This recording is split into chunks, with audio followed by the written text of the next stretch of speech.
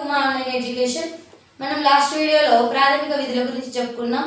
So ఈ వీడియోలో వచ్చేసి మనం కేంద్ర ప్రభుత్వం గురించి చెప్పుకుందాం. సో మనం చెప్పుకోబోయే టాపిక్ ఏంటి ఈరోజు అంటే కేంద్ర ప్రభుత్వం. కేంద్ర ప్రభుత్వాన్ని మనం ఏమంటామంటే సెంట్రల్ గవర్నమెంట్ అని చెప్తామండి. ఈ కేంద్ర ప్రభుత్వం అన్నది మన భారత రాజ్యాంగంలో 5వ భాగంలో ఉంది. ఎన్నవ భాగంలో? 5వ భాగం. ఈ 5వ భాగంలో కూడా ఎన్ని అధ్యాయాలుగా ఉందండి అంటే 5 అధ్యాయాలుగా ఉంది. 5 అధ్యాయాలు అంటే ఈ 5వ భాగంలో మొత్తంగా 5 అధ్యాయాలు కేంద్ర ప్రభుత్వం గురించి తెలియజేస్తాయండి. ఈ 5 అధ్యాయాలు ఏంటి ఇప్పుడు చెప్పుకుందాం. మొదటి అధ్యాయము కేంద్రం యొక్క కార్యనిర్వహణ అధికారము అంటే కేంద్ర కార్యనిర్వహణ అధికారాల గురించి తెలియజేస్తుంది. కేంద్ర కార్యనిర్వహణాధికారాలు.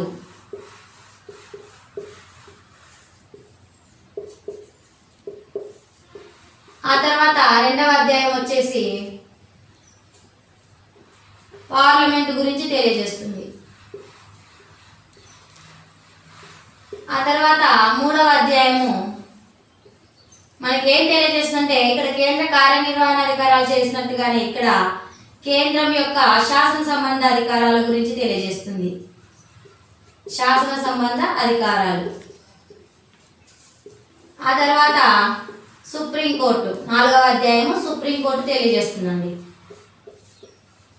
సుప్రీంకోర్టును తెలియజేస్తుంది.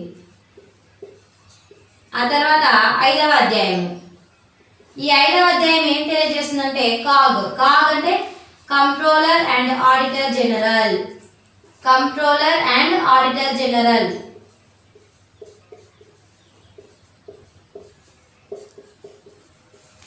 కంట్రోలర్ అండ్ ఆడిటర్ జనరల్ ఇతని మనం ఏం చెప్తామంటే భారతదేశం యొక్క కావలి కుక్క అంటామండి.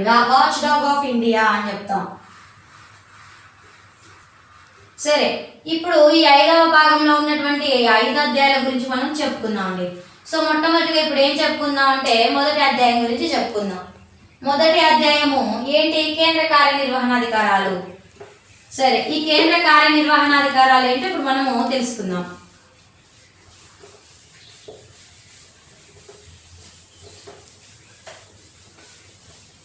ఇవి ఖచ్చితంగా ఇంపార్టెంట్ అండి. కేంద్ర ప్రభుత్వంలోనే మనకి రాష్ట్రపతి, ఉపరాష్ట్రపతి, ప్రధానమంత్రి, మంత్రిమండలి, సుప్రీంకోర్టు, కాగ్ సో ఇలా చాలా వస్తాయండి. అంటే మనము ఒక చట్టాన్ని ఎలా తీసుకొస్తామన్న పద్ధతులు మొత్తం కూడా మనకి ఇక్కడ తెలుస్తాయి. ఓకే, సరే. మొదటి అధ్యాయం కేంద్ర కార్యనిర్వహణాధికారాలకు సంబంధించి.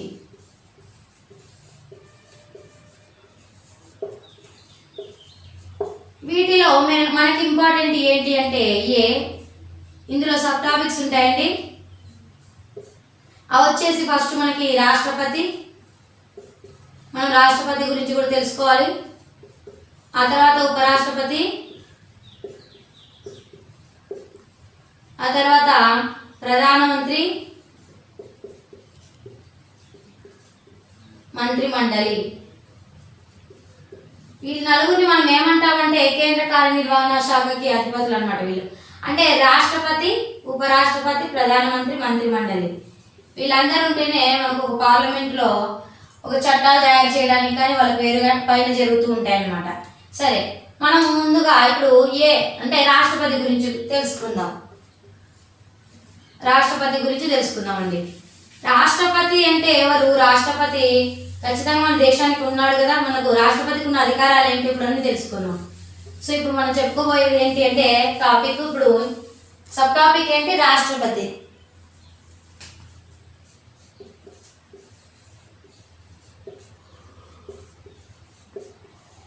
రాష్ట్రపతి. సరేనండి, ఇప్పుడు మనము రాష్ట్రపతి గురించి చెప్పుకుందాం. యాక్చువల్గా మన భారతదేశము పార్లమెంటరీ ఫార్మ్ ఆఫ్ గవర్నమెంట్. అంటే మనం బ్రిటన్ రాజ్యాంగం నుంచి మనం ఎప్పుడైతే అలవాటు పడ్డామో అప్పటి నుంచి మనం భారత రాజ్యాంగం ఎలా ఉంది అంటే పార్లమెంటరీ ఫార్మ్ ఆఫ్ గవర్నమెంట్ ని మనము అడాప్ట్ చేసుకోవడం జరిగింది. ఈ పార్లమెంటరీ ఫార్మ్ ఆఫ్ గవర్నమెంట్ లో అర్థం ఏంటంటే వాస్తవ కార్యనిర్వహణాధికారి ఉంటాడు, నామమాత్రపు కార్యనిర్వహణాధికారి ఉంటాడు. వాస్తవంగా అంటే రియల్ గా అతను అధికారాన్ని చెలాయించే వ్యక్తి ఎవరు అంటే మనకి ప్రధానమంత్రి. అదేవిధంగా నామమాత్రపు అంటే తన పేరు మీద జరుగుతాయి కానీ అతను రియల్ గా పవర్స్ ని ఎంజాయ్ చేయలేడు అనమాట. సో రాష్ట్రపతి అనే అతను ఎవరు అంటే నామమాత్రపు కార్యనిర్వహణాధికారి.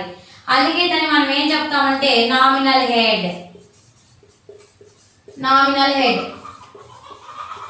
ఇతనికి ఎలా ఉంటాయి అంటే దేశం మొత్తం మీద ఫస్ట్ సిటిజన్ ఎవరు అంటే రాష్ట్రపతి. Who is the first citizen of India అంటే రాష్ట్రపతి అని చెప్తామండి. సో మన భారతదేశంలో ఏది మొదలైన రాష్ట్రపతి నుంచే మొదలవుతుంది. సో ఇట్లా రాష్ట్రపతి ఉంటే మనకి ఇక్కడ లోక్సభ ఉంటుంది, ఇలా రాజ్యసభ ఉంటుంది, మళ్ళీ వీళ్ళలో ఉన్న కౌన్సిల్ ఆఫ్ మెంబర్స్, ఇట్లా పార్లమెంట్ ఇలా వస్తుంది. సో ఆ తర్వాత ఇదే ఫామ్ వచ్చేసి మనకి రాష్ట్రంలో కూడా వస్తుందండి. రాష్ట్రంలో గవర్నర్ ఉంటారు, ఆ తర్వాత మనకి లెజిస్లేటివ్ అసెంబ్లీ, లెజిస్లేటివ్ కౌన్సిల్, ఆ తర్వాత ఈ మెంబర్స్ మొత్తాన్ని కౌన్సిల్ ఆఫ్ మినిస్టర్స్ మొత్తాన్ని మనం ఇలా అంటాం. అంటే ఫస్ట్ సిటిజన్ ఎవరండి అంటే రాష్ట్రంలో అయితే గవర్నర్, అదే మన దేశంలో అయితే రాష్ట్రపతి. మనకి రాష్ట్రపతికి మనకి గవర్నర్కి చాలా సిమిలారిటీస్ ఉన్నాయన్నమాట. అంటే మ్యాక్సిమం రాష్ట్రపతి ఎలా అయితే అధికారాలు చెలాయిస్తుంటాడో గవర్నర్ కూడా అలాగే చెలాయిస్తుంటాడు అనమాట. సో మనం వచ్చేసి రాష్ట్ర ప్రభుత్వంలో చెప్పుకున్నాం అండి గవర్నర్ గురించి. ఇప్పుడు మనం వచ్చేసి రాష్ట్రపతి గురించి మాత్రమే చెప్పుకుందాం. ఓకే, ఇతను రాష్ట్రపతి నామినల్ అధికారాలు అనమాట. నామినల్ హెడ్ అంటే నామమాత్రపు అధికారాలు మాత్రమే ఎంజాయ్ చేస్తూ ఉంటాడు. మీరు బాగా ఒకటి గమనించాలండి. మీరు ఒకటి గమనించారనుకోండి, మనకి మ్యాక్సిమం న్యూస్ పేపర్స్ వచ్చినప్పుడు న్యూస్లలో కానీ న్యూస్ ఛానల్స్ ఏ పెట్టినా కానీ మనకి ఎక్కువగా రాష్ట్రపతి ఎప్పుడెప్పుడు వస్తుంటాడు, ఇండిపెండెన్స్ డే అప్పుడో, రిపబ్లిక్ డే అప్పుడో, లేకపోతే చిన్న చిన్న ఏమైనా పెద్ద పెద్ద ఇష్యూలు జరిగినప్పుడు అట్లా వస్తాడే తప్ప మ్యాక్సిమం ఎక్కువగా ఎవరు వస్తారండి, పిఎంఏ వస్తాడు, అంటే ప్రైమ్ మినిస్టరే వస్తాడు. ఎందుకోసం అంటే ప్రైమ్ మినిస్టర్ రియల్ హెడ్ అంటే రియల్గా అధికారాలు చెలాయిస్తాడు కాబట్టి. అంటే నామినల్ హెడ్ కాబట్టి రాష్ట్రపతి ఇతనికి అధికారాలు మాత్రం ఇతని పేరు మీదుగానే ఉంటాయి, అయినప్పటికీ ఇతను రియల్గా పవర్స్ ఎంజాయ్ చేయడు అనేసి మనకి ఇతను ఏమని చెప్తున్నాం అంటే అండి, మనం ఈ రాష్ట్రపతి యొక్క నామినల్ హెడ్ కాబట్టి బ్రిటన్లో రాజు లేదా రాణి, బ్రిటన్లో రాజు లేదా రాణితో పోలుస్తారండి. అంటే రాజు రాణి వాళ్ళు ఏమైనా పనులు చేస్తారండి, వాళ్ళు ఆర్డర్ వేస్తారు కానీ ఇది చేయాలి. అలాగే ఇక్కడ కూడా ఇతను ఆర్డర్ వేసేలాగేనే. అంటే మన భారతదేశంలో రాజు లేకపోతే రాణి లాగా ఎవరండి అంటే రాష్ట్రపతి అనమాట. అందుకోసమేనండి భారత రాష్ట్రపతిని మనం చాలా మంది రబ్బర్ స్టాంప్గా పిలుస్తూ ఉంటారు. రబ్బర్ స్టాంప్ అంటే ఏంటంటే మనం ఏం చెప్తాం అంటే విన్నట్టుగా ఉంటుంది, కానీ అతని అధికారం మాత్రం ఖచ్చితంగా ముఖ్యమైనది, మనం తీసేయడానికి ఏం లేదు. ఎందుకంటే ఒక బిల్లు చట్టంగా మారాలి అంటే ఖచ్చితంగా రాష్ట్రపతి యొక్క ఆమోద ముద్ర కావాల్సిందే. కాబట్టి ఇలా చెప్పారన్నమాట రబ్బర్ స్టాంప్ అని. రాష్ట్రపతి అతను ఎంత మొదటి పౌరుడు అయినప్పటికీ కూడా అతను వచ్చేసి మనకి రాజ్యాంగం ప్రకారం ఏంటి అంటే మంత్రి మండలి సలహాతోనే అతను వర్క్ చేయాలి అనమాట. సొంత నిర్ణయం తీసుకోవడానికి లేదు, మంత్రి మండలి నిర్ణయం సలహాలతోనే ఇతను ముందుకు సాగాలి. అంతేగాని సొంతంగా నేను రాష్ట్రపతి కదా అని చెప్పి సొంతంగా వెళ్ళడానికి లేదు. ఓకేనా? సరే, ఈ రాష్ట్రపతికి సంబంధించి కొన్ని కేసులు కూడా జరిగాయండి. ఆ కేసులలో ఏమేమి మాట్లాడుకున్నారు ఇప్పుడు మనం చెప్పుకుందాం.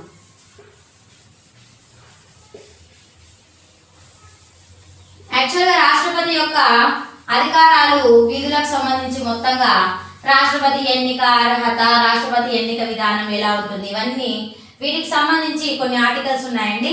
అవి ఎంతవరకు అంటే మనకి 51 నుంచి 62 ఆర్టికల్స్ వరకు రాష్ట్రపతి అధికారాల గురించి, విధుల గురించి, అతని యొక్క ఎలక్షన్స్ గురించి మొత్తం చెప్తాయండి.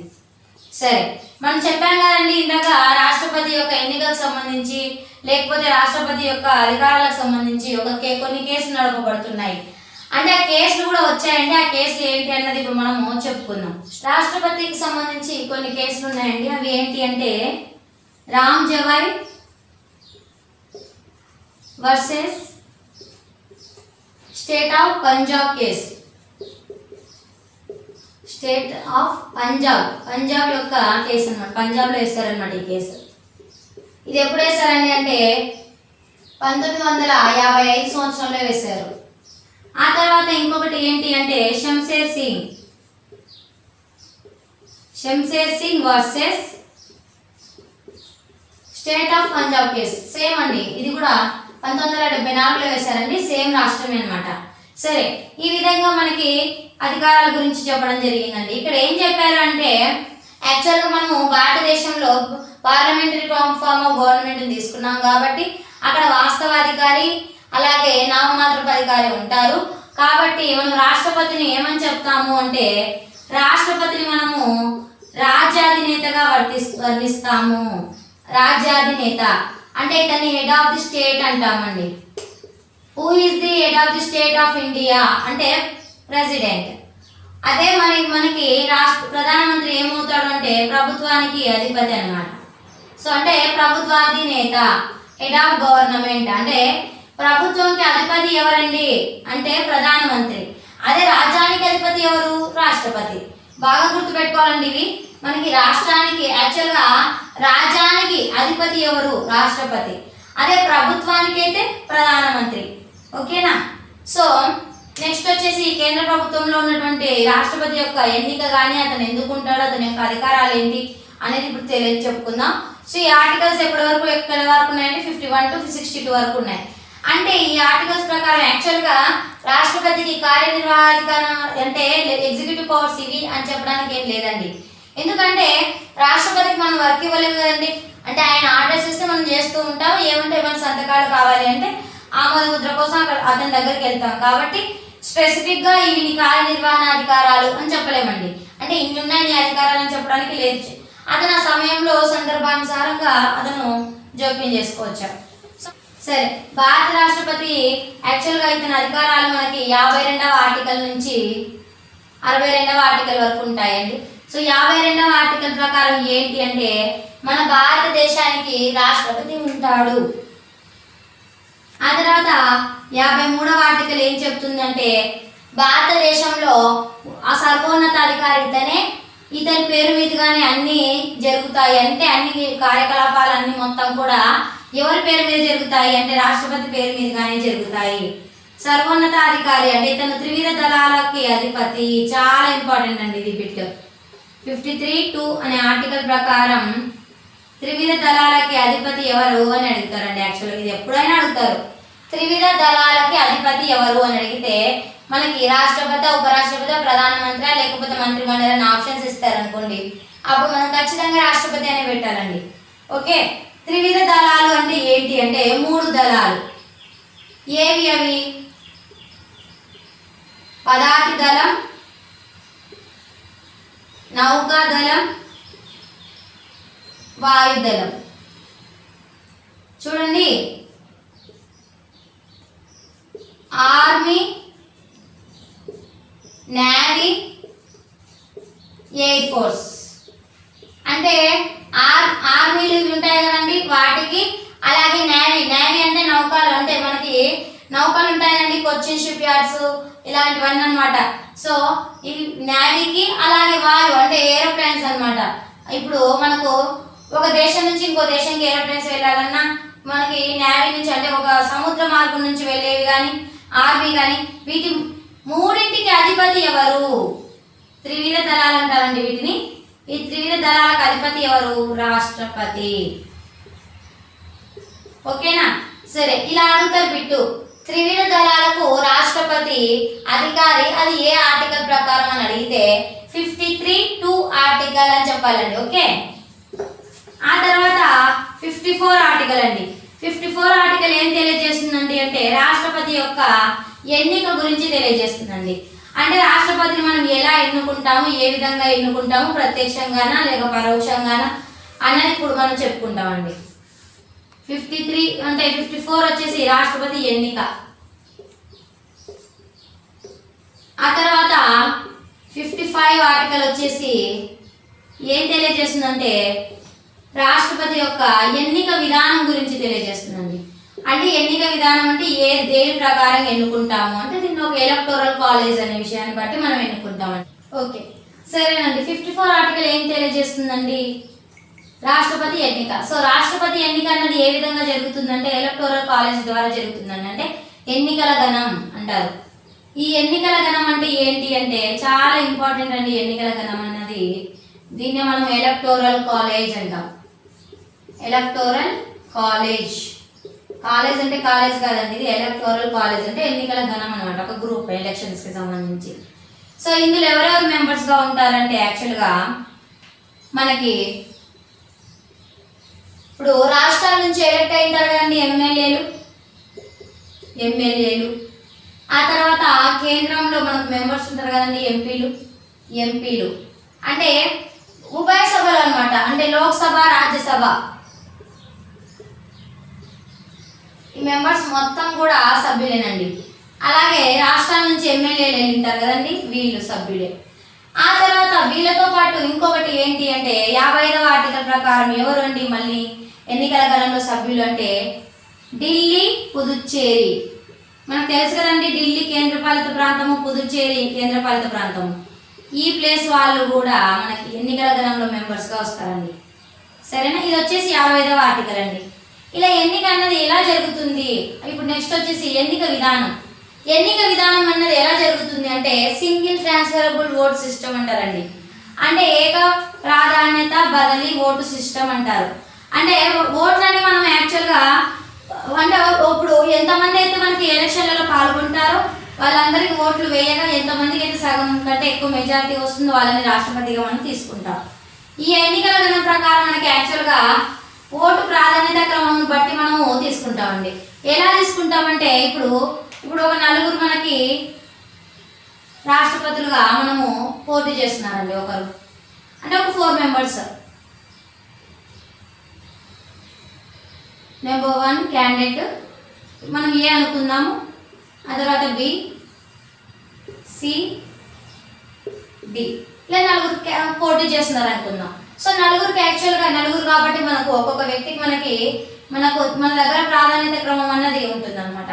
అంటే ఇప్పుడు నేను అనుకుంటాను నాకు ఇక్కడ నలుగురు ఉన్నారండి, నెంబర్ 1 ఎవరు కావాలనుకుంటే నేను వాళ్ళకి 1 వేస్తా, సెకండ్ పర్సన్కి సెకండ్ వేసుకుంటా, థర్డ్ ఉండాలి అనుకుంటే అతన్ని థర్డ్ వేస్తా, అసలు ఫోర్త్ ఉండాలనుకుంటే ఫోర్త్ వేస్తా. ఫర్ ఎగ్జాంపుల్ నేను ఇక్కడ ఏ అనే వ్యక్తి ఉన్నాడు, ఇతను నాకు 2వ స్థానంలో రావాలని నేను అనుకున్నా కాబట్టి సెకండ్ వేసా.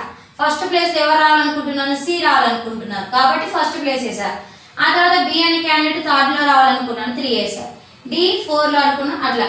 ఇప్పుడు ఇంకొక వ్యక్తికి ఏ నెంబర్ 1లో రావాలని ఉంటుంది కదా, అలాగే బిలో కూడా నెంబర్ 1 ఇక్కడ 2 రావాలని ఉంటుంది, ఇక్కడ 4, ఇక్కడ 3. సో సంథింగ్ మీ ఇష్టం వచ్చినట్టు వేసుకుంటూ వెళ్తారండి ఇక్కడ. అంటే ఇలా వేసినప్పుడు ఈ ప్రాధాన్యత క్రమంని కౌంట్ చేసినప్పుడు అందరికంటే ఎవరికైతే హైయెస్ట్ మార్క్స్ వస్తాయో వాళ్ళు మనకి రాష్ట్రపతిగా ఎన్నిక అవుతారు. సరే, ఒకవేళ వాళ్ళలో ఉన్నటువంటి వాళ్ళకి సమంగా రాలేదు మనకి, అప్పుడు ఏం చేస్తారు, ఈ నలుగురిలో నుంచి తక్కువ మార్కులు ఎవరికైతే వస్తాయో వాళ్ళని తగ్గించేస్తారండి. అంటే ఫర్ ఎగ్జాంపుల్ ఇక్కడ 2 to 4 ఒకటి 5 అంటే ఇక్కడ 5, ఇక్కడ 6 వచ్చాయండి. ఆ తర్వాత ఇక్కడ వచ్చేసి 8 వచ్చాయి, ఇక్కడ వచ్చేసి ఎన్ని 8, 9, 10, 11. అంటే ఇప్పుడు ఇందులో లీస్ట్ స్కోర్ ఎవరికి ఉంది, 5 ఉంది కాబట్టి ఇతన్ని మేము పోటీ నుంచి తప్పించేస్తాం.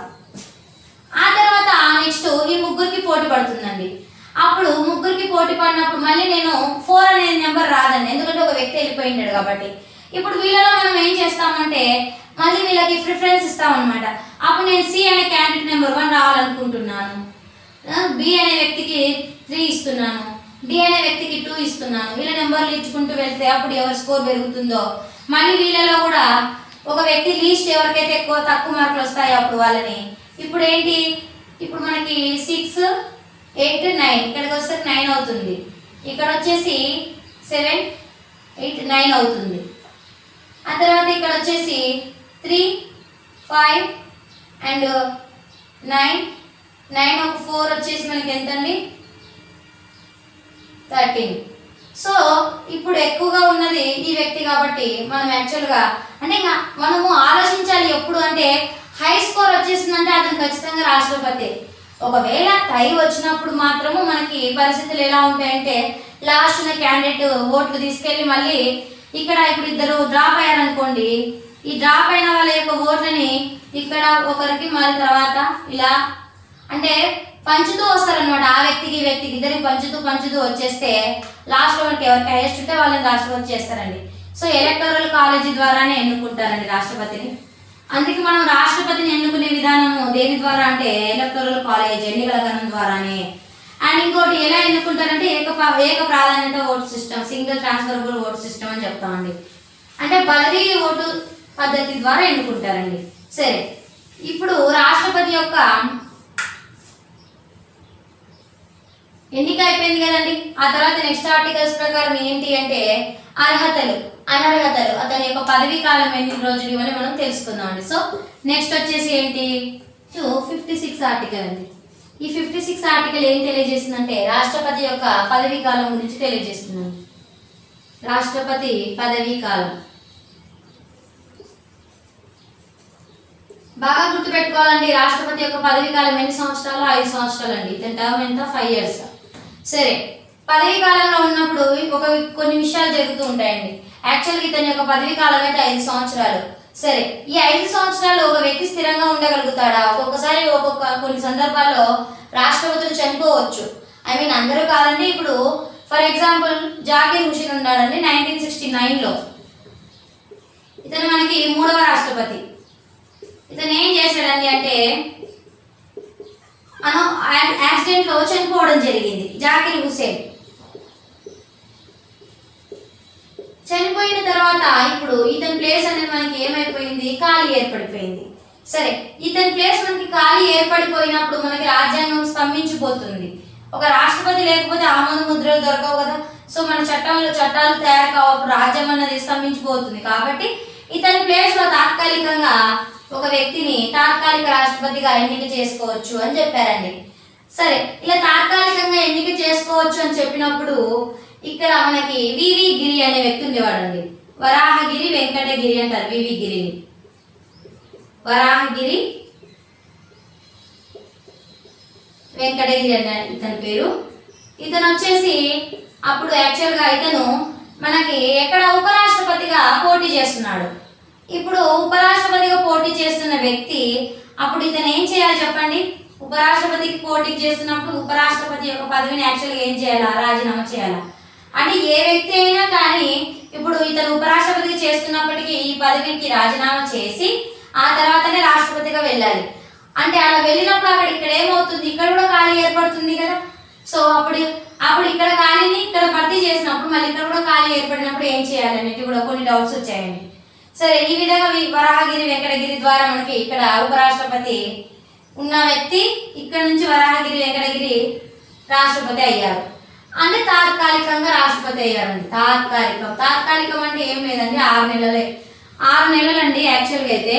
కానీ ఒకవేళ మెంబరు రాష్ట్రపతి ఎలక్షన్స్ జరుపుతారండి, జరిపిన వెంటనే ఆ వ్యక్తి మళ్ళీ వచ్చి చేరేంత వరకు కూడా అతనే ఉంటాడండి. ఆ తర్వాత ఎప్పుడైతే ఆ మెంబర్ వస్తాడో అప్పుడు ఈ వ్యక్తి డ్రాప్ అయిపోతాడు. ఆ తర్వాత ఇదే విధంగానే మనకి ఈ వరాహగిరి వెంకటగిరి ఇక్కడ ఉపరాష్ట్రపతి పదవి ఖాళీ ఏర్పడింది కదండి. యాక్చువల్గా ఉపరాష్ట్రపతి పదవి ఖాళీ ఏర్పడితే కూడా మనకి రాజ్యసభ చైర్మన్ కదా ఉపరాష్ట్రపతి. ఖాళీ ఏర్పడిన ఇప్పుడు ఎక్కడ ఏమవుతుంది? ప్రాబ్లం అవుతుంది అనమాట. అంటే రాజ్యసభ అనేది స్తంభించిపోతుంది. అక్కడ సభాధ్యక్షుడు అతనే కదా.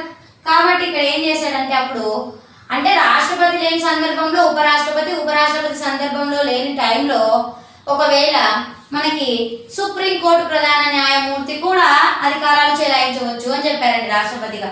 అంటే ఫస్ట్ ఆఫ్ ఆల్ రాష్ట్రపతి పదవి ఖాళీ ఏర్పడితే ఆ ప్లేస్ ని నెక్స్ట్ వచ్చేసి రాష్ట్రపతి లేకపోతే ఉపరాష్ట్రపతి, ఇతను కూడా లేకపోతే సుప్రీంకోర్టు ప్రధాన న్యాయమూర్తి. సో ఈ ముగ్గురు ఖచ్చితంగా రాష్ట్రపతి యొక్క పదవికి అర్హులు అనమాట. అంటే అర్హులని కాదు, మనకి ఆ పదవి ఖాళీ ఏర్పడినప్పుడు వీళ్ళు వెళ్ళొచ్చు. ఈ విధంగా మొట్టమొదటిసారిగా సుప్రీంకోర్టు ప్రధాన న్యాయమూర్తి రాష్ట్రపతిగా ఎదిగినాడు అనమాట ఒక వ్యక్తి. అతను ఎవరండి అంటే జస్టిస్ హిదాయతుల్లా. ఈ బిట్టు లాస్ట్ టైం సచివాలయంలో అడిగారండి, గ్రూప్ 3లో, గ్రూప్ 2లో, గ్రూప్ 1లో కూడా అడుగుతారండి. ఇది చాలా చాలా ఇంపార్టెంట్ అయిన బిట్ అనమాట. అంటే తాత్కాలిక రాష్ట్రపతిగా పనిచేసినటువంటి మొట్టమొదటి సుప్రీంకోర్టు ప్రధాన న్యాయమూర్తి ఎవరని అని అడిగితే మహమ్మద్ హిదాయతుల్లా అని పెట్టాలండి. సో చాలా ఇంపార్టెంట్ అండి ఆ బిట్. ఆ తర్వాత నెక్స్ట్ ఆర్టికల్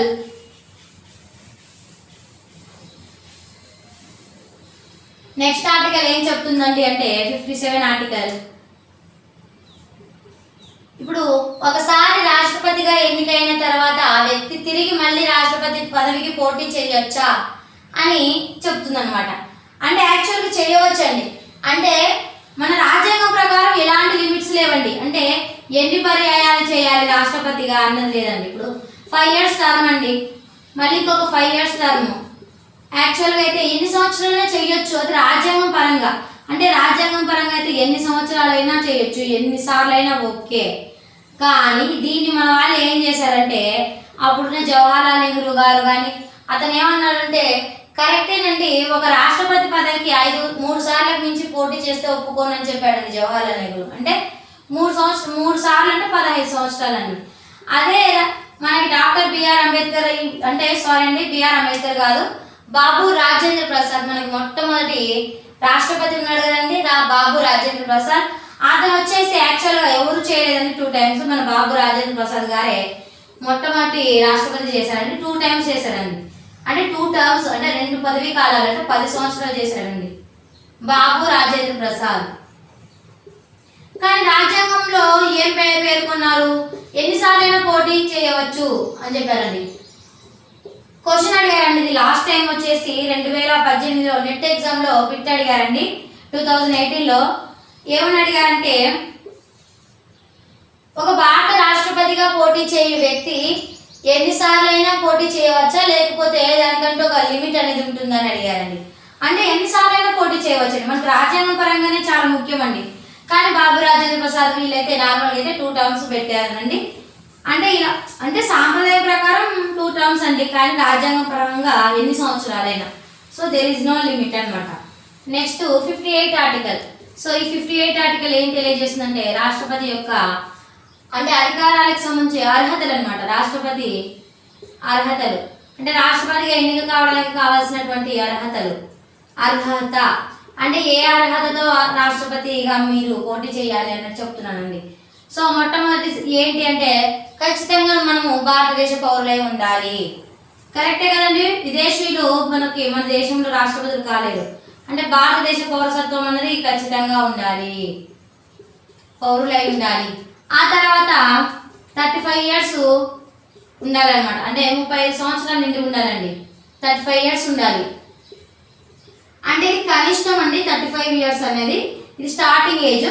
కానీ ఇంకా ఇక్కడ గరిష్టం అని ఇంత వయసు అని చెప్పలేదండి.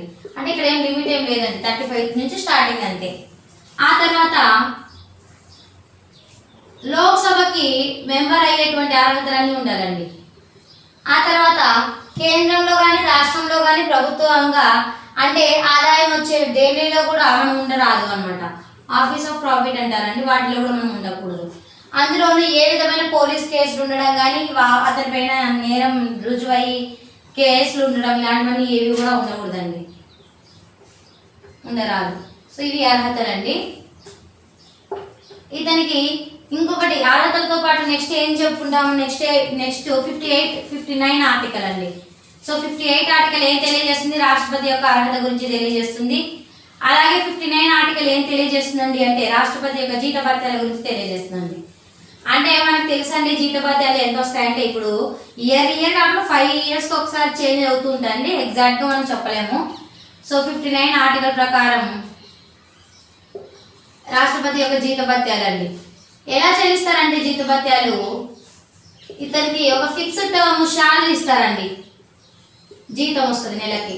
ఆ తర్వాత ఇతనికి ఒక హౌస్ ఇస్తారండి. హౌస్కి total rent, water bill, current bill, total అంటే మొబైల్ అన్ని మొత్తం ఇచ్చేస్తారండి. అలాగే ఎక్కడికైనా మీటింగ్స్కి అటెండ్ అయినప్పుడు అతనికి అలవెన్సెస్ వస్తాయండి.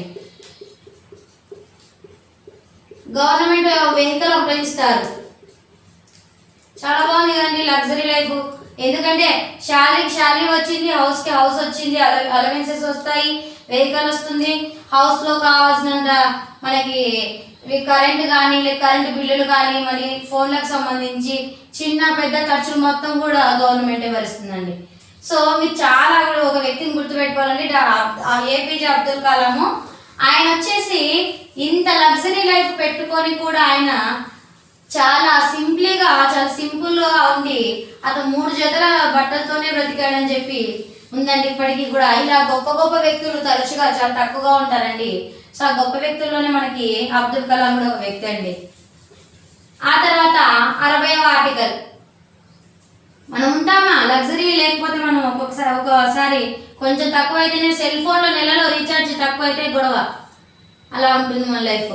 సో 60 ఇయర్స్ మనకి రాష్ట్రపతికి అంటే అర్హత గరిష్టంగా ఇంత వయసు అని చెప్పలేము కదండి. అంటే గవర్నమెంట్ ఎంప్లాయీస్కి ఖచ్చితంగా 60 ఇయర్స్ మనకు రిటైర్మెంట్ స్టేజ్ అని చెప్పుకుంటాం. ఇప్పుడు తెలంగాణలో 61 ఇయర్స్ పెంచారు. కానీ రాష్ట్రపతిగా ఎన్నికైన తర్వాత 35 ఇయర్స్ స్టార్టింగ్, అంతేగాని గరిష్టంగా ఇన్ని సంవత్సరాలు ఎక్కడ చెప్పలేదండి. ఓకేనా? సరే, నెక్స్ట్ 60 ఆర్టికల్. ఈ 60 ఆర్టికల్ ఏం తెలియజేస్తుందంటే రాష్ట్రపతి యొక్క ప్రమాణ స్వీకారం. రాష్ట్రపతి ప్రమాణ స్వీకారం ఎవరు ఎదురుగా చేస్తాడని చెప్తామండి. ఇప్పుడు యాక్చువల్గా రాష్ట్రపతి ప్రమాణ స్వీకారం ఎవరు ఎదురుగా చేస్తాడు అంటే లోక్సభ స్పీకర్ ఎదురుగా వెళ్ళి చేస్తాడు. లోక్సభ స్పీకరా లేకపోతే ఎవరండి? రాష్ట్రపతి యొక్క ప్రమాణ స్వీకారం ఎవరి దగ్గర జరుగుతుంది? మన గవర్నర్ అయితే ఎవరి దగ్గర చేస్తాడు, అలాగే మన రాష్ట్రపతి అయితే ఎవరి దగ్గర ప్రమాణ స్వీకారం చేస్తాడు అనేవి చాలా ముఖ్యమండి మనకి.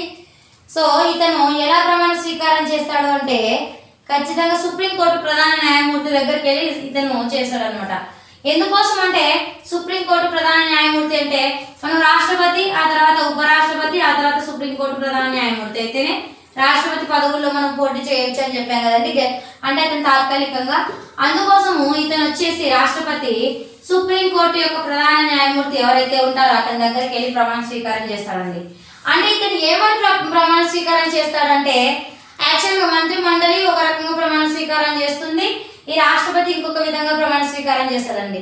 యాక్చువల్గా రాష్ట్రపతి ప్రమాణ స్వీకారం చేసేటప్పుడు భారతదేశ పౌరుడైన నేను మన భారత రాజ్యాంగం పట్ల, మన యొక్క భారతదేశం యొక్క రాజ్యాంగాన్ని రక్షిస్తానని చెప్పి ప్రమాణం చేస్తాడు.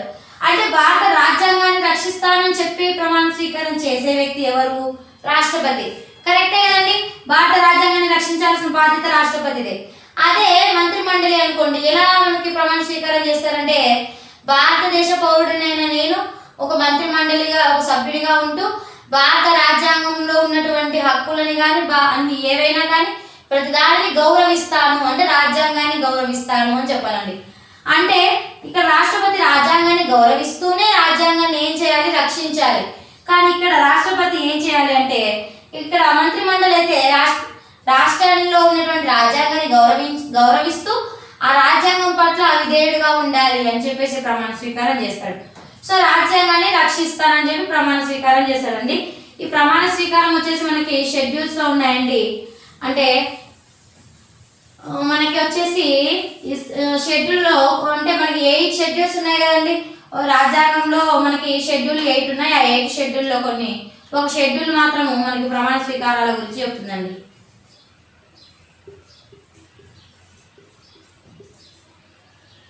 థర్డ్ షెడ్యూల్, 3వ షెడ్యూల్ అండి, ప్రమాణ స్వీకారాల గురించి తెలియజేస్తుందండి. ఆ తర్వాత 62 ఆర్టికల్ ఏం తెలియజేస్తుందంటే రాష్ట్రపతి యొక్క, ఇప్పుడు మనం చెప్పుకున్నాం కదండి ఇక్కడ ఇప్పుడు ఒక వ్యక్తి రాష్ట్రపతిగా కావడానికి అర్హతలు చెప్పుకున్నాం, పదవీకాలం చెప్పుకున్నాం, ఎన్నిక చెప్పుకున్నాం, ఎన్నిక విధానం చెప్పుకున్నాం. అదే విధంగా అతను ఒకసారి రాష్ట్రపతిగా ఉన్న వ్యక్తి తిరిగి మళ్ళీ రాష్ట్రపతిగా పోటీ చేయొచ్చా లేదా చెప్పుకున్నాం. ఇన్ని చెప్పుకున్న తర్వాత ఒక రాష్ట్రపతి పైన తెలియకుండా అభిశంసన తీర్మానం కానీ మహాభియోగ తీర్మానం కానీ ఏర్పాటైంది అనుకున్నాం. అంటే ఫర్ ఎగ్జాంపుల్ ఈ రాష్ట్రపతి మనకి మహాభియోగ తీర్మానం అంటామండి, ఇంపీచ్మెంట్ మెథడ్ అంటాం. అంటే రాష్ట్రపతిని తొలగించే విధానం బిట్ అడుగుతారండి. అంటే ఇక్కడ చాలా క్రిటికల్ ఇంపార్టెంట్ అండి. భారత రాష్ట్రపతిని తొలగించే విధానం ఏంటి అని అడిగితే మహాభియోగ తీర్మానం అని చెప్పాలండి. కొంతమంది అభిశంసన తీర్మానం అని కూడా ఉంటుందండి ఆప్షన్లలో, ఎప్పుడు కూడా కన్ఫ్యూజ్ అవ్వకూడదు. చాలా మంది అభిశంసన అని చెప్పేసి దీని సైడ్ పోతారు, కానీ ఇది రాంగ్ అండి. మనం పెట్టాల్సింది మాత్రం మహాభియోగ తీర్మానం. ఇది కేవలం రాష్ట్రపతి తొలగింపుకు సంబంధించి. రాష్ట్రపతిని ఏ విధంగా తొలగిస్తారు? మహాభియోగ తీర్మానం ద్వారా, అభిశంసన తీర్మానం కాదు. అంటే ఇవి కింది క్యాడర్ల వాళ్ళకి అభిశంసన తీర్మానం అండి, రాష్ట్రపతికి మహాభియోగ తీర్మానం అండి. సరే, ఏంటి మహాభియోగ తీర్మానం అంటే కొంతమంది లంచాలు తీసుకుంటూ పట్టుబడి ఉంటారు, కొంతమంది రాజ్యాంగాన్ని ఉల్లంఘించింటారు, కొంతమంది రాజ్యాంగంలో ఉన్నటువంటి చట్టాలను ఉల్లంఘించింటారు. సో ఈ విధంగా ఏదో ఒక నిందలు అంటే ఏదో ఒక మిస్టేక్ చేసి ఆ పదవిలో ఉండగా ఎన్నో మిస్టేక్లు చేసి కొంతమంది రాష్ట్రపతులు కూడా మహాభియోగ తీర్మానాన్ని ఎదుర్కొన్నారు, కానీ అది విన్ అయ్యి ఒకవేళ మహాభియోగ తీర్మానం అన్నది విన్ అయ్యింది అంటే ఇక్కడ ఏం చేస్తారంటే ఇది మనకి పార్లమెంట్లో ప్రవేశపెడతారు. పార్లమెంట్లో ప్రవేశపెట్టినప్పుడు యాస్ మహాభియోగ తీర్మానం సక్సెస్ అయిందంటే అంటే అది పార్లమెంట్లో ప్రవేశపెట్టిన తీర్మానం సక్సెస్ అయిందనుకో ఇతను పదవి నుంచి తొలగించబడతాడు. ఒకవేళ పార్లమెంట్లో ఈ తీర్మానం అన్నది సక్సెస్ కాలేదు అంటే రద్దు అయ్యింది. అంటే రద్దు అంటే మహాభియోగ తీర్మానం రద్దు అంటే ఇతను తప్పు చేయలేదని అప్పుడు ఇతను పార్లమెంట్ అంటే పదవిలోనే ఉంటాడండి. సో ఏ విధంగానైనా కానీ అంటే రాష్ట్రపతి నుంచి పెద్ద క్యాడర్ నుంచి చిన్న క్యాడర్ వరకు ఏ వ్యక్తి అయినా కానీ తప్పు చేస్తే అతనికి నిందించడానికి మన రాజ్యాంగంలో ఆర్టికల్స్ ఉన్నాయి, శిక్షలు ఉన్నాయి, ఏ విధంగా తొలగిస్తారు ఇవన్నీ ఉన్నాయన్నమాట. సరేనండి, ఇప్పుడు మనం భారత రాష్ట్రపతి గురించి అయితే చెప్పుకున్నాం కదా, మరి ఇతనికి ఉన్న అధికారాల గురించి కూడా మనం ఇప్పుడు చెప్పుకుందాం. ఓకే మనము రాష్ట్రపతి గురించి చెప్పుకున్నాం కదా. సరే, రాష్ట్రపతికి ఏమైనా అధికారాలు ఉన్నాయా, అలాగే విధులు ఏమైనా ఉన్నాయా ఇప్పుడు చెప్పుకుందాం. సో రాష్ట్రపతి యొక్క అధికారాలు, విధులు.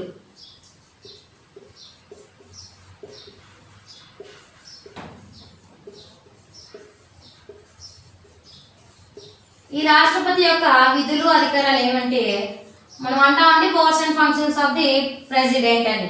సరే, రాష్ట్రపతి అధికారాలు విధులు అనే మనము ఒక 7 రకాలుగా చెప్పుకుందామండి. మొదటి వచ్చేసి కార్యనిర్వహణ అధికారాలు అంటే ఎగ్జిక్యూటివ్ పవర్స్, కార్యనిర్వహణ అధికారాలు. ఆ తర్వాత శాసన సంబంధ అధికారాలు,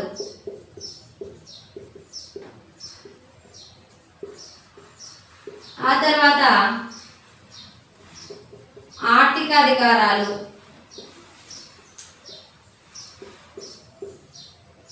ఆ తర్వాత నెక్స్ట్ న్యాయ సంబంధ అధికారాలు,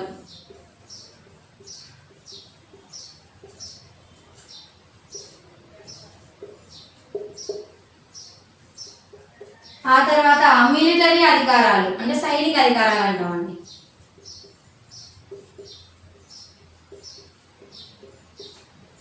ఆ తర్వాత దౌత్య అధికారాలు. దౌత్య అంటే ఏం లేదంటే పక్క దేశాలకు రాయబారులను నియమించడము వాటికి సంబంధించి.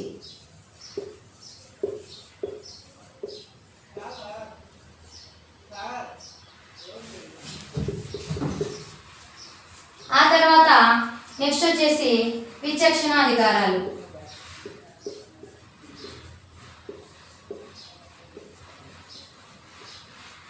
అంటే వీటిని మనం executive powers, legislative powers, financial powers, judicial powers, military powers and అంటే వీటిని దౌత్య అంటే మనము ఏమంటామంటే పక్క దేశాల వాళ్ళకి మనం అంబాసిడర్స్ని నియమిస్తాం కాబట్టి ఇవి దౌత్య అధికారులు. ఆ తర్వాత విచక్షణ అంటే మిస్లేనియస్ పవర్స్ అంటారండి.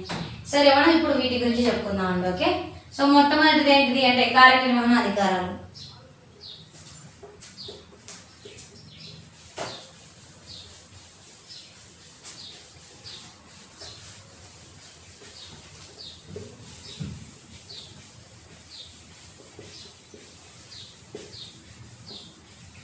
కార్యనిర్వహణ అధికారాలు. సరే, కార్యనిర్వహణ అధికారాలు అంటే ఏంటి అంటే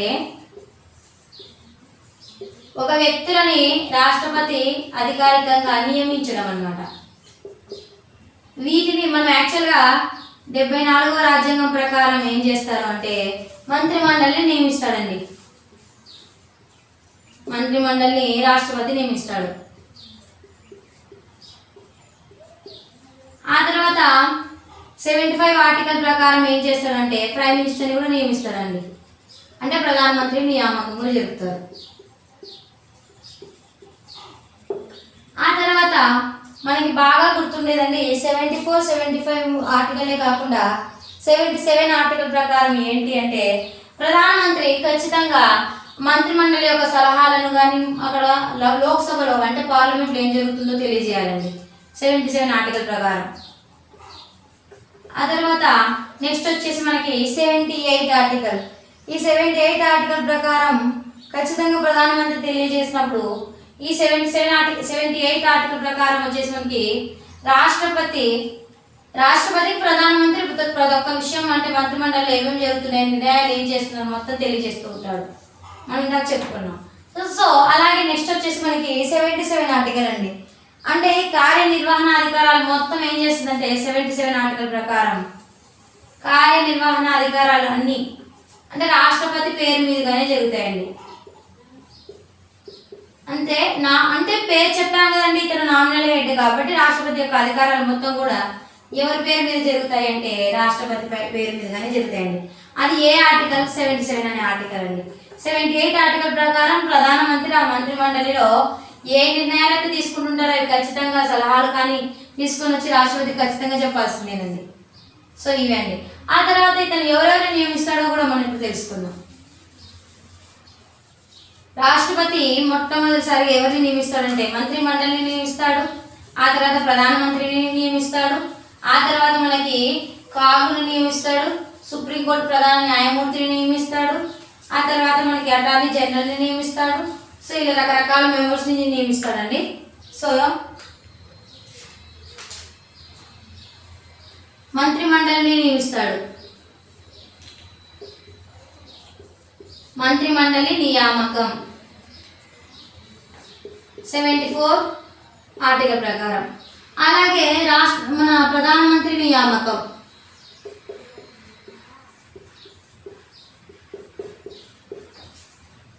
75 ఆర్టికల్ ప్రకారం. ఆ తర్వాత మనకి సుప్రీంకోర్టులో ఉన్నటువంటి ప్రధాన న్యాయమూర్తిని కూడా వాళ్ళని ప్రధాన న్యాయమూర్తిని, అలాగే మనకి ప్రధాన న్యాయమూర్తితో పాటు అక్కడ న్యాయమూర్తి కూడా ఉంటారు కదండి, వాళ్ళని కూడా నియమిస్తారండి 124 ఆర్టికల్ ప్రకారం. ఆ తర్వాత నెక్స్ట్ వచ్చేసి మనకి భారత రాజ్యాంగంలో మనకి అటార్నీ జనరల్ ఉన్నారు కదండి, అటార్నీ జనరల్ని 76 ఆర్టికల్ ప్రకారం. ఆ తర్వాత కంట్రోలర్ అండ్ ఆడిటర్ జనరల్ని నియమిస్తారండి, అంటే CAG controller and auditor general. మనం వాచ్ డాగ్ ఆఫ్ ఇండియా అని చెప్పాం కదండి ఇందాక, సో ఆ వ్యక్తినండి. సో ఇంతమందిని నియమిస్తాడండి. వీళ్ళనే కాకుండా రకరకాల మెంబర్స్ కూడా నియమిస్తాడండి. ఎందుకంటే ఇప్పుడు ఎస్సీ ఎస్టీ కమిషన్లు ఉంటాయి, అలాగే రకరకాలుగా కొన్ని స్పెషలైజేషన్వి ఉంటాయి కదండి, వాటికి కూడా నియమిస్తారండి. సో చైర్మన్లను నియమించడం జరుగుతూ ఉంటుంది. ఓకే, ఇలా ఎవరైతే మనం నియమించే అధికారులని మనం ఏమంటామంటే కార్యనిర్వహణాధికారులు అని చెప్తామండి. ఆ తర్వాత రాష్ట్రంలో గవర్నర్ని కూడా నియమిస్తారండి. మళ్ళీ ఆ తర్వాతే రాష్ట్రంలో ఉన్నటువంటి గవర్నర్తో పాటు కానీ ఇంకా వేరే వాళ్ళంటే సుప్రీంకోర్టు ప్రధాన న్యాయమూర్తిని, ఆ తర్వాత న్యాయమూర్తులను ఎలాగైతే నియమించాడో ఇక్కడ కూడా హైకోర్టు ప్రధాన న్యాయమూర్తులని అలాగే న్యాయమూర్తులను కూడా నియమిస్తాడు. హైకోర్టు చీఫ్ జస్టిస్ ఖచ్చితంగా ఉండి వాళ్ళతో పాటు న్యాయమూర్తులను కూడా నియమిస్తారండి. హైకోర్టు అంటే చీఫ్ జస్టిస్ అనమాట, న్యాయమూర్తుల్ని అందరినీ నియమిస్తారండి 217 ఆర్టికల్ ప్రకారం. ఆ తర్వాత అడ్వకేట్ జనరల్ మనకి రాష్ట్రంలో చెప్పాం కదండి, సెంట్రల్ అటార్నీ జనరల్ని. ఆ తర్వాతనే మనం వచ్చేసి ఇక్కడ యూపీఎస్సీ మెంబర్స్ ఉంటారు. ఆ తర్వాత మనకి యూపీఎస్సీ అంటే బాగా గుర్తు రావాలండి, యూనియన్ పబ్లిక్ సర్వీస్ కమిషన్. అంటే ఈ మెంబర్స్కి యూపీఎస్సీ కానీ ఇట్లా స్టేట్లలో కానీ మనకి పబ్లిక్ సర్వీస్ కమిషన్స్ ఉంటాయి కదండి. సో వీళ్ళకి మెంబర్స్ని కూడా 316 ఆర్టికల్ ప్రకారం రాష్ట్రపతి నియమిస్తారండి. ఆ తర్వాత నెక్స్ట్ వచ్చేసి షెడ్యూల్డ్ కులాలు అంటే ఎస్సీ ఎస్టీ మహిళలు వీళ్ళకి సపరేట్గా మెంబర్స్ ఉంటారు కదండి, వాళ్ళకి కూడా చైర్మన్ అని ఎవరు నియమిస్తారంటే ఇతనే నియమిస్తాడు. 338 ఆర్టికల్ ప్రకారం రాష్ట్రపతి నియమిస్తాడు. ఇంకొకటి ఏంటి అంటే మన భారతదేశంలో మొట్టమొదటి కార్యనిర్వహణాధికారి అంటే అత్యున్నత కార్యనిర్వహణాధికారాలు ఎవరికి ఎక్కువగా ఉన్నాయి? రాష్ట్రపతికే ఉన్నాయి. కరెక్టే కదండి. మన దేశంలో ఉన్నటువంటి చాలా హైయెస్ట్ క్యాడర్ ఉన్న మెంబర్స్ మొత్తాన్ని కూడా ఎవరు అపాయింట్మెంట్ చేస్తారు? రాష్ట్రపతి. కాబట్టి అత్యున్నత కార్యనిర్వహణాధికారాలు కలిగిన వ్యక్తి ఎవరండి అంటే రాష్ట్రపతి మాత్రమే. ఓకే, సరేనండి. నెక్స్ట్ ఉన్న అధికారాలు ఏంటి? మనం ఇందాక చెప్పుకున్నాం కార్యనిర్వహణాధికారాలు.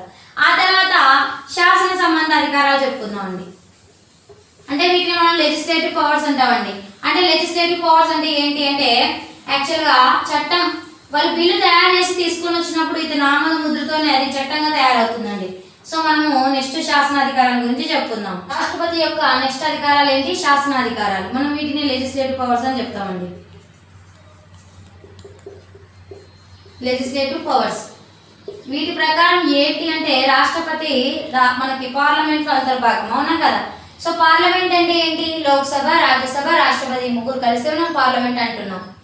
అంటే అప్పుడు రాష్ట్రపతి అన్న ఆ వ్యక్తి పార్లమెంట్ లో ఒక అంతర్భాగం కాబట్టి ఇతను పార్లమెంటును రద్దు చేయవచ్చు, ఆ తర్వాత వాయిదాలు వేయవచ్చు,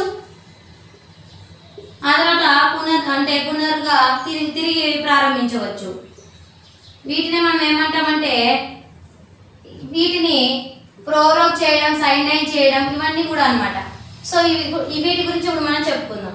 మనం యాక్చువల్గా ఇప్పుడు వీటితో పాటు పార్లమెంట్ యొక్క ఉభయ సభల సంయుక్త సమావేశాలు కూడా ఏర్పాటు చేయొచ్చు. చెప్పాను కదండి, పార్లమెంట్ యొక్క ఉభయ సభల సంయుక్త సమావేశం అంటే లోక్సభని రాజ్యసభని కలిపి ఉద్దేశించి ఒక చట్టం విషయంలో ఎక్కడైనా కానీ ప్రాబ్లం వస్తే రెండు సభలను కూర్చోబెట్టి వాళ్ళతో డిస్కస్ చేసి ఇతను ప్రసంగించవచ్చు అన్నమాట. ఆ తర్వాత మనకి ఇంకొకటి ఏంటి అంటే ఆర్టికల్ ప్రకారము 80 ఆర్టికల్ ఇవన్నీ ఉన్నాయి కదండి. సో వీటిలో మనకి రాష్ట్రపతి శాసనాధికారాల గురించి ఇప్పుడు మనం తెలుసుకుందాం. ఈ లెజిస్లేటివ్ పవర్స్ లో భాగంగానే మనకి 3 అనే ఆర్టికల్ ఉంది, థర్డ్ ఆర్టికల్ అండి. ఇది వచ్చేసి ఏం తెలియజేస్తుందంటే ఈ ఆర్టికల్ ప్రకారము మనం అంటే రాష్ట్రాల యొక్క పేర్లను మార్చడం కానీ, రాష్ట్రాల యొక్క భాగాలలో అంటే కొంచెం ప్లేస్ని వేరే రాష్ట్రానికి కలపడం కానీ, రాష్ట్రాలను కలపడము, రాష్ట్రాలను విడగొట్టడానికి కానీ, అండ్ అంటే విడగొట్టడం అంటే ఒక రాష్ట్రం నుంచి ఇంకొక రాష్ట్రానికి కాకుండా రాష్ట్రాల పేర్లు చిన్న చిన్న విషయాలకు సంబంధించి ఇక్కడ రాష్ట్రపతి యొక్క అధికారం అన్నది జరుగుతుంది అన్నమాట. అంటే 3 ఆర్టికల్ ప్రకారం అండి, అంటే అతనికి అధికారం ఉంది రాష్ట్రపతికి. ఆ తర్వాత 81 అనే ఆర్టికల్ ప్రకారం ఇతనికి రాజ్యసభకి నిష్ణాతులైనటువంటి 12 మందిని నామినేట్ చేసే అధికారం ఉంది. 12 మందిని. సో ఈ 12 మంది నిష్ణాతులు అంటే ఒకరొకరు సేవా కళ, మళ్ళీ వచ్చేసి కళలలో కానీ వాళ్ళ యొక్క సేవ కానీ వాళ్ళ యొక్క అంటే వాళ్ళ టాలెంట్ను బట్టి ఒక 12 మందిని ఇక్కడ నామినేట్ చేయడం జరుగుతుంది. అదే విధంగానే నెక్స్ట్ వచ్చేసి 85 అనే ఆర్టికల్ ప్రకారం నెక్స్ట్ 85(1). సో ఈ 85(1) ఆర్టికల్ ప్రకారం ఏంటి అంటే రాష్ట్రపతి మన పార్లమెంట్లో ఉంటుంది కదండి, వాటిని రద్దు చేయడం కానీ, ఆ తర్వాత వాటిని అంటే ప్రోరోగ్ చేయడం కానీ, ప్రోరోగ్ అంటే మనం ఆ టైంలో మనకు వాయిదా వేయటము లేకపోతే రద్దు చేయడము, సైన్డైన్ చేయడము అలాంటివి, పార్లమెంట్లో ప్రసంగించడం అంటే పార్లమెంటులో ప్రసంగించవచ్చు అనమాట. అంటే పార్లమెంటు ఉభయ సభల సంయుక్త సమావేశం జరగని లేకపోతే మామూలుగా సమావేశాలు అయినప్పటికీ కూడా ఇతను అక్కడ 87 ఆర్టికల్ ప్రకారం ప్రసంగించడం జరుగుతుంది అనమాట. ఆ విధంగానే పార్లమెంటులో ప్రతి ఒక్క విషయం కూడా అంటే పార్లమెంట్ మెంబర్స్ యొక్క అర్హతలకు సంబంధించి వాళ్ళ యొక్క జీతభత్యాల గురించి మొత్తంగా అంటే ఈ శాసనాలకు మొత్తానికి సంబంధించి కూడా ఇతను డిసైడ్ చేయడం జరుగుతుంది. ఆర్టికల్ 108 ప్రకారం ఇతను ఏం చేస్తాడంటే ఉభయ సభల సంయుక్త సమావేశాన్ని ఏర్పాటు చేస్తాడండి. అంటే చెప్పాను కదా, 2 సభలు కలిపి సమావేశాన్ని ఏర్పాటు చేయడం జరుగుతుంది. ఆ తర్వాత 111 అనే ఆర్టికల్ ప్రకారం ఏం చేస్తాడంటే ఎప్పుడైతే ఇప్పుడు రాష్ట్రపతి దగ్గరికి చట్టాలు అంటే బిల్లులు తీసుకొచ్చింటాడో ఆ బిల్లుల పైన ఆమోద ముద్ర వేసి చట్టంగా రూపొందించే బాధ్యత కూడా ఇతనిదేనండి. ఆ తర్వాత మనకి ఏపీపీఎస్సీ యూపీపీఎస్సీ అని చెప్పాం కదా, అలాగే ఎలక్షన్ కమిషన్స్ చెప్పాం కదా, ఆర్థిక సంఘాలు ఉన్నాయి కదా. సో ఇలా ఇంపార్టెంట్ అయినటువంటి కాగ్ నివేదికలు ఇవన్నీ కూడా ఇతను రాష్ట్రపతి ఎదురుగా పెట్టాలండి అన్నీ కూడా. ఆ తర్వాత మనకి ఇంకోటి ఏంటి ముఖ్యంగా అంటే మన పార్లమెంటు సభ్యుల యొక్క అర్హతల గురించి మనం చెప్పుకున్నాం కదా. ఆ తర్వాత పార్లమెంటులో అంటే మనం రాజ్యసభలో అయితే 12 మందిని నామినేట్ చేస్తాడు కదా, అలాగే ఇక్కడ 331 అనే ఆర్టికల్ ప్రకారం ఇక్కడ ఆంగ్లో ఇండియన్ అని ఇద్దరిని నామినేట్ చేస్తాడండి. 2 ఆంగ్లో ఇండియన్స్ ని నామినేట్ చేయడం జరుగుతుంది. ఆ తర్వాత మనం ఎస్సీ ఎస్టీ వాళ్ళ కమిషన్ అని ఏర్పాటు చేశారు కదండి, ఆ కమిషన్ల యొక్క నివేదికలు కూడా ఇతను ముందుంచాల్సిన బాధ్యత ఖచ్చితంగా మనకు ఇది కూడా ఒక ఇతని యొక్క శాసన నిర్మాణాధికారాలకు సంబంధించినండి. ఇలా ఈ విధంగా ఇంకొకటి 123 ఆర్టికల్ ప్రకారం ఇతనికి ఆర్డినెన్స్ జారీ చేసే అధికారం ఉందండి. ఆర్డినెన్స్ ని జారీ చేస్తారండి. ఆర్డినెన్స్ అంటే ఏంటి అంటే ఇది కూడా ఒక చట్టం లాగానండి. ఒక 6 నెలల వరకు ఉంటుంది, గరిష్టంగా అంటే 3 సంవత్సరాలు 1 సంవత్సరంన్నర పెంచుకుంటూ వెళ్ళొచ్చండి. సో 123 ఆర్టికల్ ప్రకారం ఆర్డినెన్స్ ని కూడా జారీ చేయొచ్చండి. సో ఈ ఆర్డినెన్స్ జారీ చేసేది యాక్చువల్గా మనం చెప్పుకున్నాం 1861లో ఒక చట్టంలో ఆర్డినెన్స్ గురించి మాట్లాడుకున్నామని, కాబట్టి ఈ ఆర్డినెన్స్ గురించి మనం ఇప్పుడు చెప్పుకున్నాం. నెక్స్ట్ మళ్ళీ ఇంకొకటి ఏంటంటే 368 ఆర్టికల్ ప్రకారము రాజ్యాంగ సవరణ బిల్లులు వచ్చినప్పుడు వాటికి ఆమోదం తెలిపే బాధ్యత కూడా రాష్ట్రపతిదే అన్నమాట. ఆ తర్వాత రాష్ట్రపతి ఎప్పటికైనా కానీ ద్రవ్య బిల్లులు ఏవైతే ఉంటాయో, అంటే ద్రవ్య బిల్లులను మనం యాక్చువల్గా లోక్సభలోనే ప్రవేశపెట్టాలి. ఈ ద్రవ్య బిల్లులు మొత్తాన్ని కూడా మనం ఖచ్చితంగా రాష్ట్రపతి యొక్క పూర్వ అనుమతితో మాత్రమే మనం లోక్సభలో ప్రవేశపెట్టడం జరుగుతుంది. అంటే ఖచ్చితంగా ఇది లోక్సభలో ప్రవేశపెట్టాలి అంటే ద్రవ్య బిల్లులని మనం రాష్ట్రపతి యొక్క పూర్వానుమతి ఖచ్చితంగా తీసుకోవాలి. ఓకే, సరేనండి. ఆర్డినెన్స్ గురించి మనం మాట్లాడుకున్నాం కదా. అలాగే వీటో అధికారాలు కూడా ఉన్నాయండి. వీటో అధికారం, ఇప్పుడు రాష్ట్రపతులకి వీటో అధికారం కూడా ఉందండి. యాక్చువల్గా అయితే ఒక్కొక్క చోట ఒక్కొక్క వీటో అధికారాలు ఉన్నాయండి. వీటో అధికారం అంటే ఇప్పుడు ఏదైనా మనం ఒక బిల్లును అతని దగ్గరికి పంపించామంటే ఆ అధికారాన్ని, ఆ బిల్లును అతని దగ్గర పెట్టుకొని కొన్ని రోజుల తర్వాత సమాధానం చెప్పొచ్చు, లేకపోతే 14 రోజుల తర్వాత సమాధానం చెప్పొచ్చు, లేకపోతే సమాధానం చెప్పకుండా కూడా వీటోని అంటే తిరస్కరించడం జరగవచ్చు అండి. సో ఇప్పుడు మనం వీటో అధికారాల గురించి మనం ఇప్పుడు చెప్పుకుందామండి. ఓకే, వీటో అధికారాలు. సో వీటో అధికారాలు అంటే ఏంటంటే, వీటో మీన్స్ అధికారం అంటే తిరస్కరించడం లేదా నిషేధించడం అన్నమాట. సో వీటిని మనము లాటిన్ భాషలో నుంచి తీసుకున్నామండి. వీటో అంటే లాటిన్ భాషలోని పదం అన్నమాట తీసుకున్నాము. దీన్ని మనం యాక్చువల్గా ఫర్బిడ్ అని చెప్తామండి. ఫర్బిడ్ అని చెప్తాం. సో ఈ వీటో అధికారాలు యాక్చువల్గా మనం ఆ టైంలో ఒకవేళ తిరస్కరించడానికి వాడతారండి రాష్ట్రపతులు. ఈ వీటోని మనం యాక్చువల్గా మన భారత రాజ్యాంగంలో 4 రకాలుగా మనము యూజ్ చేస్తున్నారండి. అంటే ఇప్పుడు 111వ ఆర్టికల్ ప్రకారం ఏంటి, మనం భారత రాష్ట్రపతి యొక్క ఆమోద ముద్ర కోసం మన బిల్లును మనం పంపినప్పుడు అతను ఆ బిల్లులను ఆమోదించవచ్చు, లేకపోతే తిరస్కరించవచ్చు. ఆ తర్వాత పునఃపరిశీలనకు కూడా పంపించవచ్చు అండి. లేకపోతే మౌనం వహించవచ్చు అనమాట. అలాగే అంటే వాటికి ఏ విధమైన సమాధానం చెప్పకుండా మౌనంగా కూడా ఉండవచ్చు.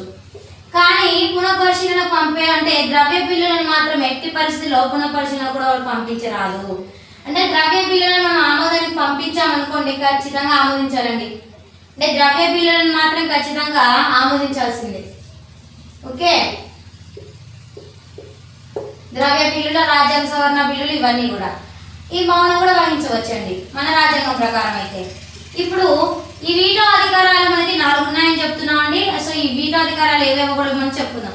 అంటే ఒక్కొక్క దేశంలో ఒక్కొక్క రకమైన వీటో అధికారాలు ఫేమస్ అండి. యాక్చువల్గా అంటే అమెరికాలో ఒక రకమైన వీటో అధికారాలు, బ్రిటన్లో ఒక రకము, ఆ తర్వాత రష్యాలో, ఫ్రాన్స్లో ఇలా రకరకాల వీటో అధికారాలు అనేవి ఉన్నాయి. సో మొత్తంగా వీటో అధికారాలు ఎన్ని ఉన్నాయంటే, అబ్సల్యూట్ వీటో,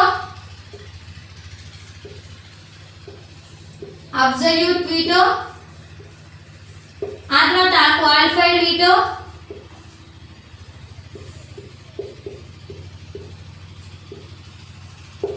ఆ తర్వాత సస్పెన్సివ్ వీటో,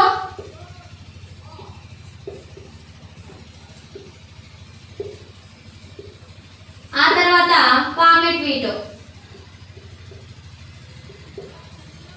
ఓకే, సరే. ఇప్పుడు నెక్స్ట్ ఈ వీటో అధికారాల మొత్తాన్ని గురించి ఇప్పుడు చెప్పుకుందాం అండి. ఓకే, సో మొదటగా ఇప్పుడు ఏంటి అంటే అబ్సల్యూట్ వీటో. సో నెక్స్ట్ ఏంటి, అబ్సల్యూట్ వీటో. అబ్సల్యూట్ అంటే తిరస్కరించడం అన్నమాట. అంటే ఈ బిల్లులని అబ్సల్యూట్ చేయడం అంటే తిరస్కరించడం అంటే. ఈ తిరస్కరించే అబ్సల్యూట్ వీటోని మనం యాక్చువల్గా ఎక్కడి నుంచి తీసుకున్నాం అంటే బ్రిటన్ అన్నమాట. అంటే వీటిని యాక్చువల్గా మనం బ్రిటన్లో నుంచి వాడడం జరుగుతుంది. బ్రిటన్లో అబ్సల్యూట్ వీటోని మన ఇండియాలో కూడా వాడతాము. సో మన ఇండియాలో వచ్చేసి ప్రైవేట్ మెంబర్స్ బిల్లులు ఉంటాయి కదా. ప్రైవేట్ బిల్లులు అంటే ఏంటి అంటే, మంత్రులు కాకుండా ఎవరైతే ఉంటారో వాళ్ళు పార్లమెంట్ మెంబర్స్ కాకుండా ఉన్న వ్యక్తులు, ఆ మంత్రులు మాత్రమే మనకి ప్రైవేట్ మెంబర్స్ అవుతారు. అంటే ఆ వాళ్ళు ప్రైవేట్ మెంబర్స్ ప్రవేశపెట్టే బిల్లులు ప్రైవేట్ బిల్లు అంటారు. సో ఈ ప్రైవేట్ బిల్లుల విషయంలో కూడా తిరస్కరించడానికి అబ్సల్యూట్ వీటో ఉపయోగపడుతుందండి. ఆ తర్వాత ఇంకొక విషయం ఏంటి అంటే, ఇప్పుడు భారత రాష్ట్రపతికి అంటే కేంద్ర మంత్రి మండలి ఏంటి, కౌన్సిల్ ఆఫ్ మినిస్టర్స్. ఈ కేంద్ర మంత్రి మండలి ఏం చేసి ఉంటుంది, ఒక బిల్లుని ఆమోదం పొందింది అనమాట. అంటే ఈ బిల్లుని తయారు చేశారు, ఆ తర్వాత రాష్ట్రపతికి పంపించారండి. రాష్ట్రపతికి ఆమోద ముద్ర కోసం పంపించారు. ఆ టైంలో ఏమైందంటే ఇక్కడ కేంద్ర మంత్రి మండలి అన్నది ఏమైపోయింది అంటే రద్దు అయిపోయింది. ఈ రద్దు అయిపోయినప్పుడు మళ్ళీ ఇంకొక కొత్త గవర్నమెంట్ రావాలి కదా. ఆ కొత్త గవర్నమెంట్ ఫామ్ అయినప్పుడు అప్పుడు రాష్ట్రపతి ఏం చెప్తాడు అంటే, ఈ బిల్లుని రద్దు చేయండి అని చెప్పినప్పుడు ఆ రద్దు చేయాల్సిన బాధ్యత ఖచ్చితంగా వీళ్ళది. కాబట్టి ఒకవేళ ఈ రద్దు చేయండి అని చెప్పినా కూడా వీళ్ళు ఫాలో కాలేదనుకోండి, అప్పుడు ఏం చేస్తాడు అంటే రాష్ట్రపతి అబ్సల్యూట్ వీటోని ఉపయోగిస్తాడండి. అంటే ఈ విధంగానే మనకి రాష్ట్రపతి ఎవరండి అంటే యాక్చువల్గా 1954లో రాజేంద్ర ప్రసాద్ అనేటువంటి రాష్ట్రపతి, అంటే మనకి బాబు రాజేంద్ర ప్రసాద్ అనేసి మొట్టమొదటి భారత రాష్ట్రపతి అనమాట.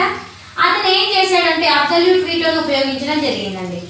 అంటే ఈ విధంగా అంటే 1954లో పెప్సు అంటే Patiala east Punjab states union అంటే ఏంటి అంటే పెప్సు అంటారండి, దీన్ని పిఈపిఎస్యు పెప్సు అంటారు. ఓకే, సో ఈ సందర్భంలో ఇతను రాజేంద్ర ప్రసాద్ వీటో అబ్సల్యూట్ వీటోని ఉపయోగించాడండి.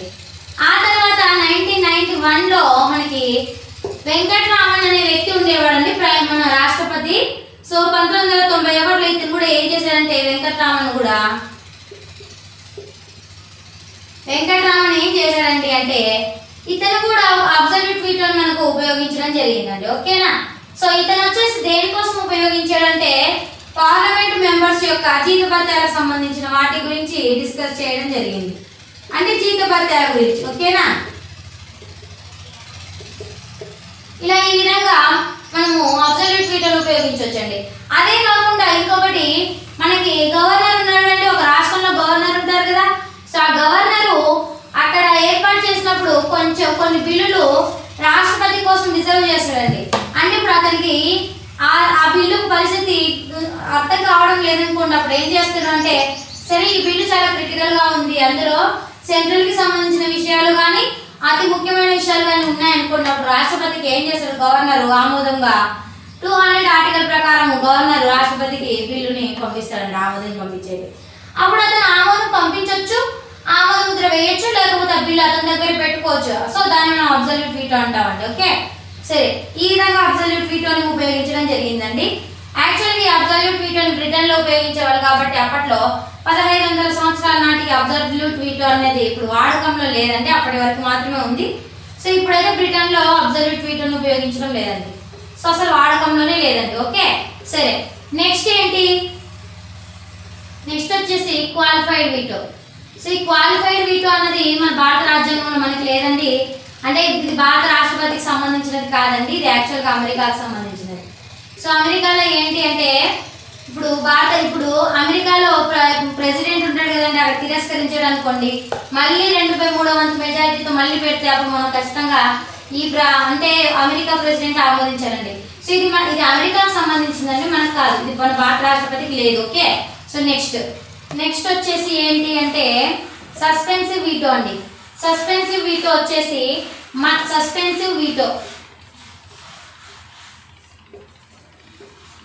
ఇది మన భారత రాష్ట్రపతితో పాటు ఇంకొక వ్యక్తి కూడా ఉందండి, ఫ్రెంచ్ యొక్క అధ్యక్షులకి.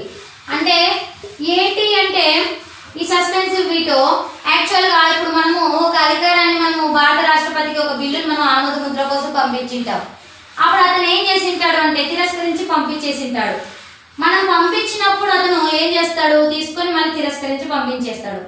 అప్పుడు ఏమవుతుంది, మళ్ళీ ఇదే బిల్లునే కొంచెం మార్పులు చేర్పులు చేసి సాధారణ మెజారిటీతో పార్లమెంట్ ఏం చేస్తుందంటే సాధారణ మెజారిటీతో పార్లమెంట్ వాళ్ళు ఏం చేస్తారు, మళ్ళీ పంపించడం జరుగుతుంది. సో అప్పుడు రెండోసారి పెట్టి పంపించినప్పుడు ఖచ్చితంగా ఇతను ఏం చేయాలి, సస్పెన్సివ్ వీటోని వాడి అంటే ఖచ్చితంగా ఆమోద ముద్ర తెలపాలండి. ఒకవేళ అతను ఆమోద ముద్ర తెలపకపోయినా కూడా పార్లమెంట్ ఏమని ఫీల్ అవుతుంది, ఆమోద ముద్ర తెలిపింది అనుకొని చెప్పి భావిస్తుందండి. ఓకే, సో ఇలాంటి సస్పెన్సివ్ వీటోని మనకి 2006లో ఏపీజే అబ్దుల్ కలాం గారు వాడారండి. ఓకే, ఏపీజే అబ్దుల్ కలాం ఎందుకోసం వాడారంటే ఏపీజే అబ్దుల్ కలాం కూడా జోడు పదవుల బిల్లు అంటారండి. జోడు పదవుల బిల్లు అంటే లాభదాయక పదవుల బిల్లు అంటారు. సో ఆ పదవుల విషయానికి సంబంధించి ఇతను వాడడం జరిగిందండి. ఓకేనా, సో ఇది యాక్చువల్గా మన రాష్ట్రపతితో పాటు మనకి ఎవరికి ఉంటుంది, ఫ్రెంచ్ అధ్యక్షుడికి కూడా ఉంటుందండి. అంటే చూడండి, పార్లమెంట్ సాధారణ మెజారిటీతో కూడా ఈ సస్పెన్సివ్ వీటోని గెయిన్ చేయగలుగుతుంది. ఓకేనా, సరే, నెక్స్ట్ ఏ వీటో, నెక్స్ట్ వచ్చేసి ఏ వీటో అంటే pocket veto. Okay, pocket veto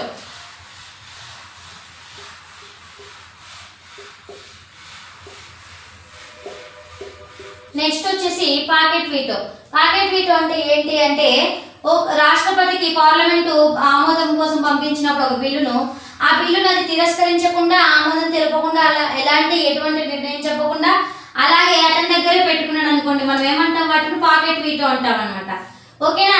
ఇలాంటి పాకెట్ వీటోని మనం ఎక్కడ, మన భారత రాజ్యాంగంలో 1991లో మనకి అప్పట్లో రాజీవ్ గాంధీ ప్రైమ్ మినిస్టర్ గా ఉన్నప్పుడు అప్పుడు రాష్ట్రపతి అయినటువంటి జ్ఞాని జైల్ సింగ్ యొక్క పోస్టల్ బిల్లుని ఉపయోగించడానికి ఈ పాకెట్ వీటో వాడారండి. ఓకేనా?